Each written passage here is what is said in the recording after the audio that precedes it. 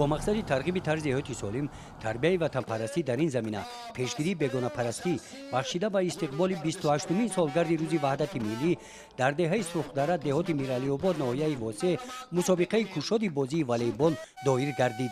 در این چهارمینی ورزشی که با پیشنهاد مقامات اجرایی حاکمیت دولتی ناحیه واسع و جلب صاحبکاران محلی روز 22 ایون راه اندازی گردید، برای دریافت جام مسابقه شاه جایزه اتومبیل سبکروی مرسدس 18 دسته والیبال بازان از شهر و ناحیه‌های جمهوری با تیاری پیشکی شرکت ورزیدند.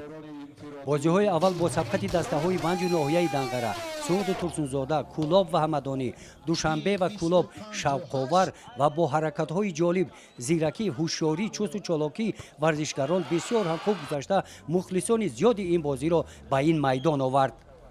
در دور فینالی دسته والیبال بازان شهری ترسونزاده با دسته دوشنبه بازی کردند. بازی به حساب 2-1 با غلبه دسته والیبال بازان شهری ترسونزاده جنببست گردید. شاه جایزه نصیب والیبال بازان شهری ترسونزاده گردید.